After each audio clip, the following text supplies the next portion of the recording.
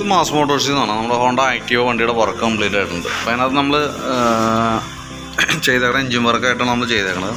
അതുപോലെ തന്നെ work complete ആയതിന് ശേഷം നമ്മൾ അതിൻ്റെ എഞ്ചിൻ റൂമിൻ്റെ ഭാഗമുള്ളത് ക്ലീൻ ചെയ്ത് അതിൻ്റെ ഉള്ളിലൊക്കെ അത്യാവശ്യം ചെളിയും കാര്യങ്ങളൊക്കെ ഉണ്ടാകും. അതൊക്കെ ഫുള്ളായിട്ട് ക്ലീൻ ചെയ്ത് റീസെറ്റ് ചെയ്തിട്ടുണ്ട് കേട്ടോ.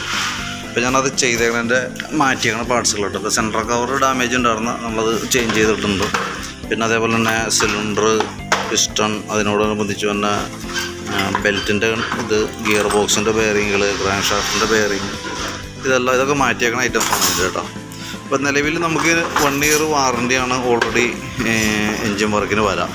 അപ്പോൾ നമ്മളത് ചെയ്യേണ്ട കേസ് എന്ന് വെച്ചാൽ ആദ്യത്തെ ഒരു മാസം കഴിഞ്ഞ് കഴിയുമ്പോൾ നമുക്കതിൻ്റെ ഓയിൽ ചേഞ്ച് ചെയ്യേണ്ടതായിട്ടുണ്ട്. ഓയിൽ ചേഞ്ച് ചെയ്യണം. അതേപോലെ തന്നെ ഇതിൻ്റെ ഉള്ളിലൊരു സ്ക്രീൻ ഫിൽറ്റർ തന്നെ ഉണ്ട്, ഓയിൽ ഫിൽറ്റർ. അതൊന്ന് അഴിച്ചിട്ട് ശരിക്കും അതൊന്ന് ക്ലീൻ ചെയ്തിട്ട് വേണം ഓയിൽ മാറ്റാനായിട്ട്.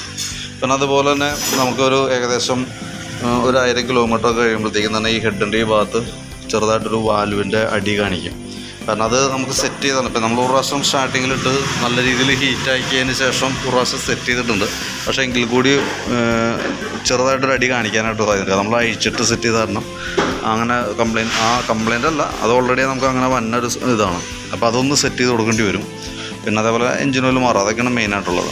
പിന്നെ 4 മാസം കൂടുമ്പോൾ ജസ്റ്റ് നമുക്ക് അതിൻ്റെ എഞ്ചിൻ സർവീസ്, അതായത് വണ്ടി നോക്കിയതിന് ശേഷം വല്ല ഓയിൽ ലീക്കേജോ കാര്യങ്ങളോ അങ്ങനെയൊന്നും കൃത്യമായിട്ട് നോക്കണം. അതേപോലെ തന്നെ ഓയിൽ ചേഞ്ച് ചെയ്യണം കേട്ടോ. നമ്മൾ കമ്പനി ഓയിലാണ് യൂസ് ചെയ്തേക്കുന്നത്. ഹോണ്ടയുടെ ഓയിൽ തന്നെ ഉപയോഗിക്കാനായിട്ട് ശ്രദ്ധിക്കുക കേട്ടോ. അതാണ്. അപ്പോൾ നമുക്ക് അതിൻ്റെ ഡീറ്റെയിൽസ് ഒന്ന് അയച്ചും തരണം. അത് ഇവിടെ അടുത്തുള്ളതല്ലാത്തത് കൊണ്ടാണ് ഞാൻ അങ്ങനെ പറഞ്ഞത്. വർക്ക് ചെയ്തേക്കണതിൻ്റെ ഡീറ്റെയിൽസ് നിങ്ങൾ മോണിറ്റർ ചെയ്യുക എന്നുള്ളതാണ് മെയിനായിട്ടുള്ള റീസൺ. കംപ്ലയിൻറ്റ് വരില്ല. അപ്പോൾ അത് നോക്കിയൊന്ന് ശ്രദ്ധിച്ച് ചെയ്താൽ മതി, വേറെ കുഴപ്പമൊന്നുമില്ല. അപ്പോൾ അതിൻ്റെ ചെയ്യേണ്ട രീതി ഞാനൊന്ന് എഴുതി തരാം. ബില്ലിനകത്തതിൻ്റെ ഡീറ്റെയിൽസ് എങ്ങനെ ഏതൊക്കെ പീരീഡിലാണ് ചെയ്യേണ്ടതെന്നുള്ള വെച്ച് നോക്കിയിട്ട് അതിൻ്റെ ഡീറ്റെയിൽസ് ഒന്ന് എഴുതി ക്ലിയർ ചെയ്ത് തരാം കേട്ടോ. അപ്പോൾ വർക്ക് കംപ്ലീറ്റ് ആയിട്ടുണ്ട്. ഇപ്പോൾ എപ്പോഴാണെന്ന് വെച്ചാൽ ഒന്ന് എടുക്കാം. ഓക്കെ.